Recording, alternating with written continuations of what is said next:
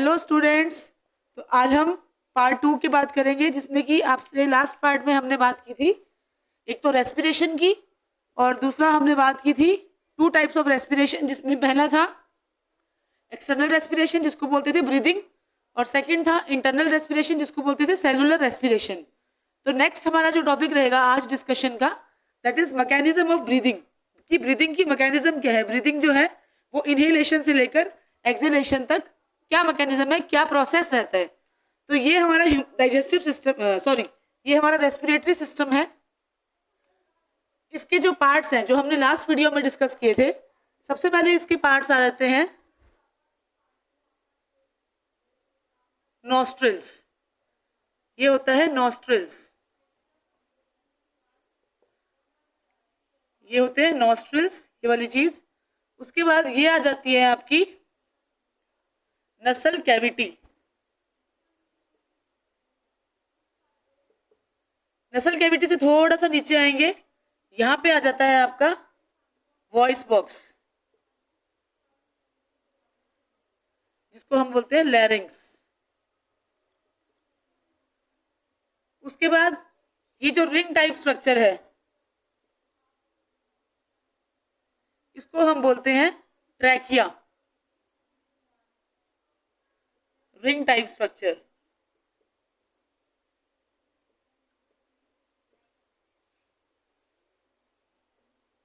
या हम इसको बोलते हैं रिंग्स ऑफ कार्टिलेज।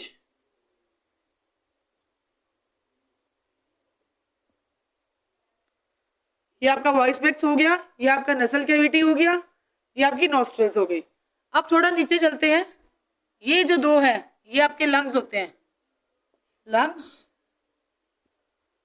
और ये भी लंग्स। ये जो ट्रैकिया है ये टू पार्ट्स में डिवाइड हो जाएगा, वन इन ईच लंग। और ये जो पार्ट है जिसको मैं डार्क कलर कर रही हूं ब्लैक से,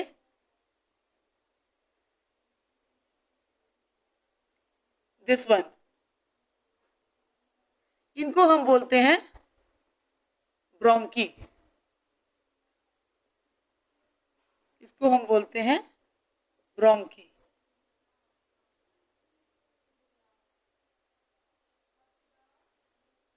उसके बाद अब ये जो स्ट्रक्चर है,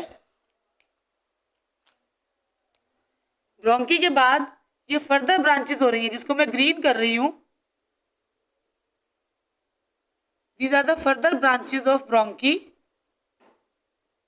ये वाली, दीज वन, ये, दीज आर कॉल्ड ब्रोंकियोलिस। इनको हम बोलेंगे ब्रोंकियोलिस। और last part is this balloon like structure, जो रेड से किया हुआ है, रेड कलर से, this one.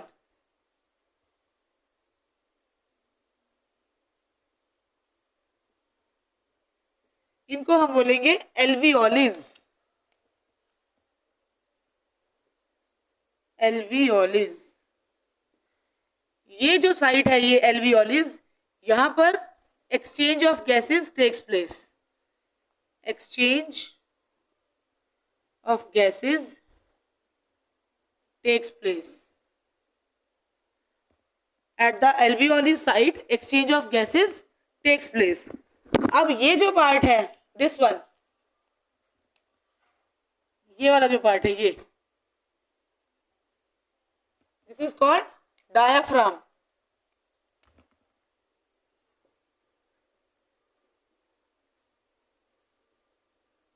Diaphragm, it is a rubber like sheet जो हमारे लंग्स के बिल्कुल पीछे होती है यहाँ पर। तो when we are inhaling the oxygen, ये नोस्ट्रिल्स में से होते हुए नसल कैविटी के थ्रू जाएगी। नसल कैविटी के अंदर एक म्यूकस नाम का एक मतलब कि कुछ सब्सटेंस प्रेजेंट होता है।